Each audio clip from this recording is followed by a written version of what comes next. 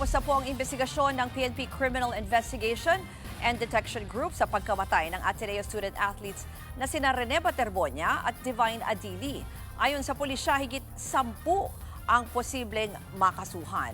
At live mula sa Camp Crame sa Quezon City, may Express Report si Mobile Journal Jazz Paredes. Jazz, ano na ang latest?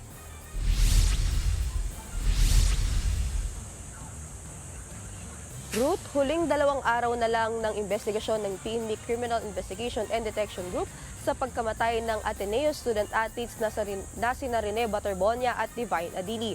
Ayon kay Interior Secretary John Vic Remulla, kumpiyansa sila sa case build-up ng CADG.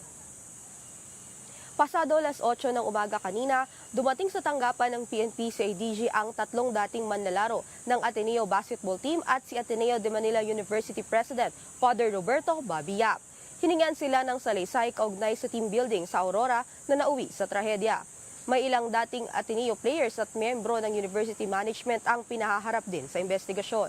Para naman magbigay linaw din sa insidente, inimbitahan ng CIDG si businessman Manny V. Pangilinan, isa ang Sports Foundation ni MVP sa mga nagbibigay ng suportang pinansyal sa Ateneo Blue Eagles. Pakinggan natin ang sinabi ni Secretary Remulla. We've interviewed over almost 100 people. May siguro 1,200 na pahina ng testimonya galing sa mga nandoon. At halos kumpleto na kami. Conclusive na at very confident sa case build-up na ang CIDG.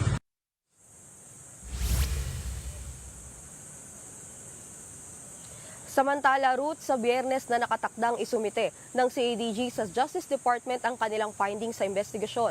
Ayon kay PNP Chief Melencio Nartates, hindi bababa sa 11 individual ang maaaring makasuhan. Narito ang kanyang pahayag. That's why we have a case and it's up to the prosecution to file case. Against how many personnel? We're accounting about more or less about 11 or 10. Mostly staff of the basketball Yes, team? yes.